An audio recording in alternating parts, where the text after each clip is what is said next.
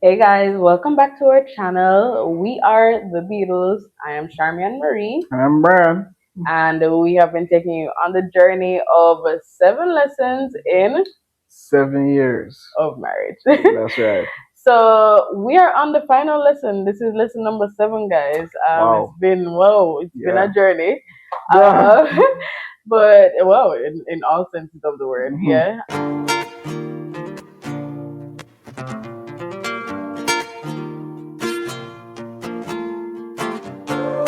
So today's lesson is hardship shows you who you marry. Mhm. Mhm.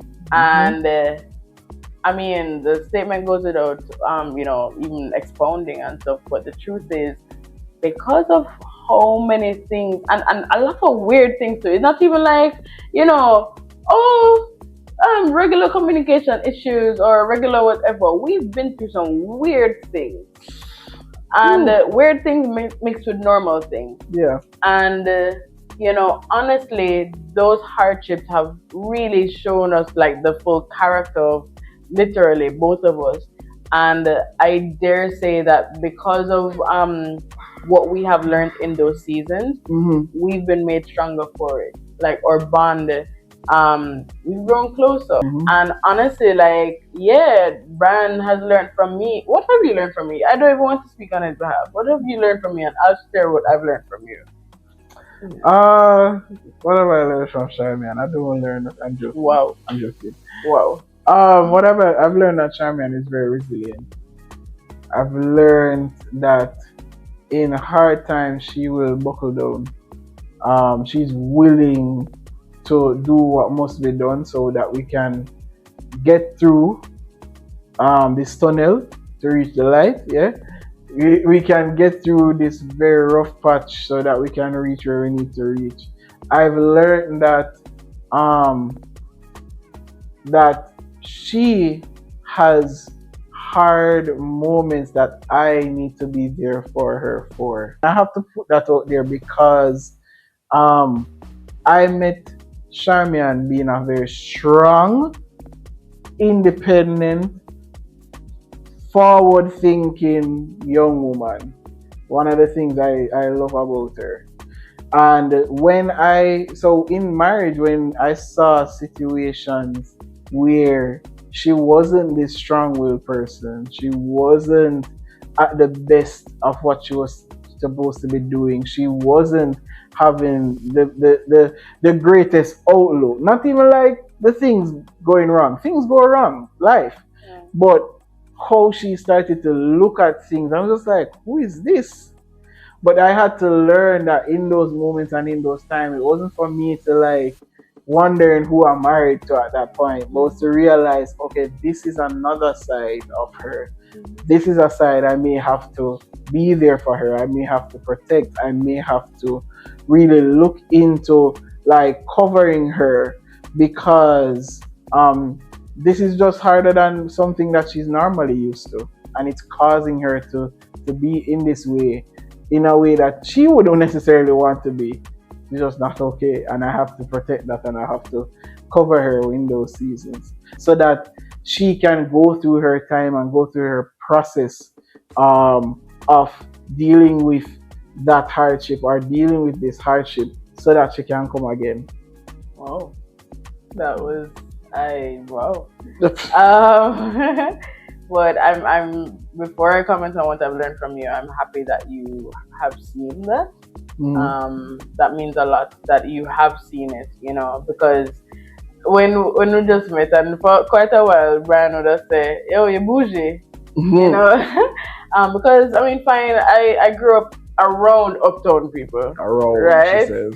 And then also with my family, we're a family of educators, and just we have a certain thing based on our relations, yeah. And so yeah, I carry myself in a certain way, you see me? Mhm. But that didn't mean that I didn't go through hardships in my life before that would have taught me how to maneuver in a difficult situation. You Mhm. get me? And I did not want it to be that I was misunderstood on that basis, but Yeah. life made sure there was no misunderstanding Yeah. very quickly, and I appreciate that because that means that he knows my heart. I'm not going to try and fly above the clouds or whatever when we literally need to remain grounded, Yeah.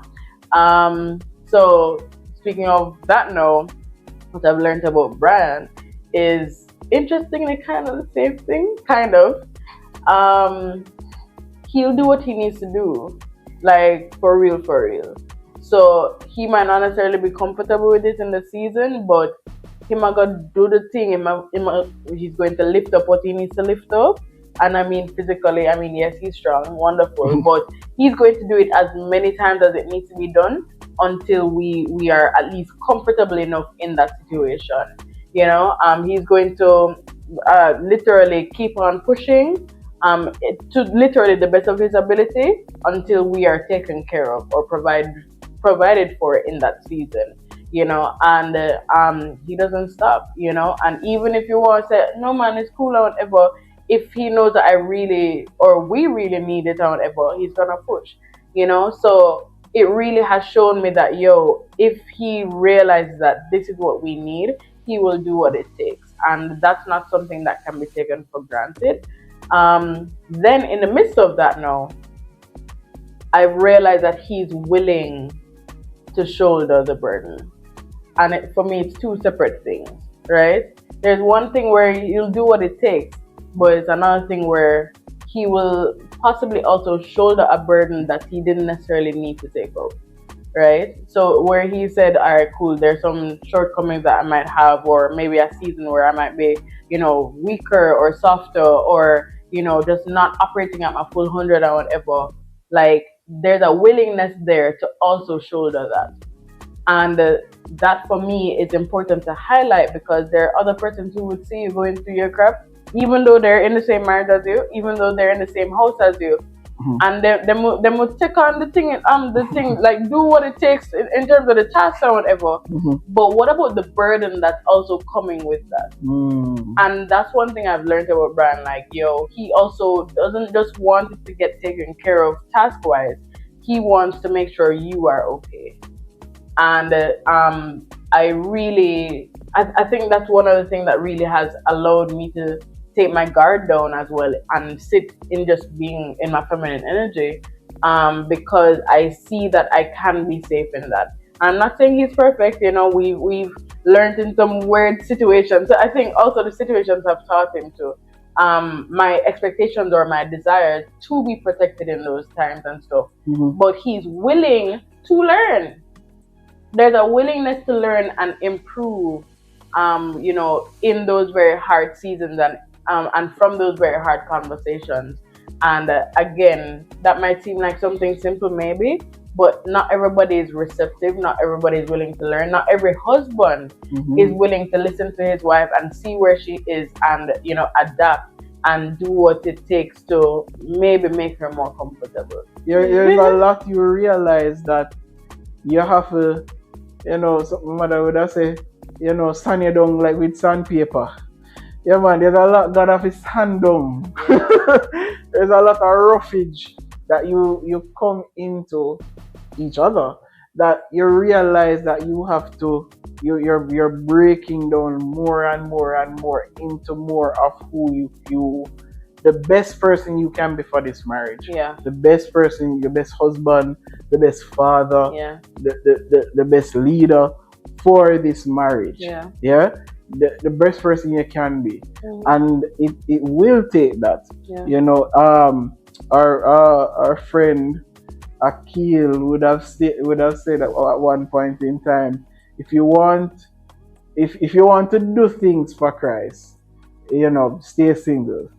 If you want to be like Christ, get married. And I when he said it, it just felt phenomenal. And the understanding clearly, well, maybe not clearly for everybody, but the understanding behind it is that as you come into your marriage and you come into agreement with your marriage, you realize how much you have to take on the characteristics of Christ, and in doing applying those characteristics, it's not the easiest thing. You realize how much of your own characteristics need to go, need to leave, and you need, and how much you have to now take on, whether as a husband or a wife, in becoming the best person who can serve this person. You know, and so he did a lot he showed a lot in showing how to serve one another. And if we're taking on that example and carrying it in the marriage, because marriage is just an example of what God wants between God and his people. You know, that intimacy. He calls us, as Christians, he calls us his bride, the bride of Christ. And he is the husband to his bride, and he's showing what it means for him to be a husband and what it means for his bride to be his wife. You know, and so that is just that's what marriage exemplifies, that symbolizes. And so if we're going to step into what it means to really be like Christ, it really, there is a definite similarity to what we may see in regards to how we can be better and be better spouses for each other. And so when we go through hardships, when we go through some tough times, marriage teaches you a whole lot of breeder things. You know, you go through a whole lot of breeder things when you are married, and learning to navigate that together and actually come out on the other end together is a whole lot of something. And but it's true, it's a very vital point, because going back to being tough, you're not just being tough for yourself, because when you're tough for yourself, you know, like we as man, we can't be tough for ourselves. If it means say, alright, so we not eat today, or just crackers, or just this, or just that, we rough it through. But when it comes on to being married, when it comes on to being a husband to a wife, it's not just you alone anymore. It's not just about what you can be tough through. It's also about, can your spouse do the same? And if your spouse cannot do the same, what does that mean? You know, because people want to say, okay, well, why if she can't hold it, you know, well, we have to go left. No.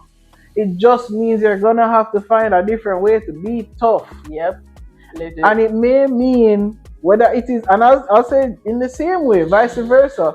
If it's the wife is the one that seems to be more tough and the man is like, boy, me never deal with this before. We can't deal with all of this.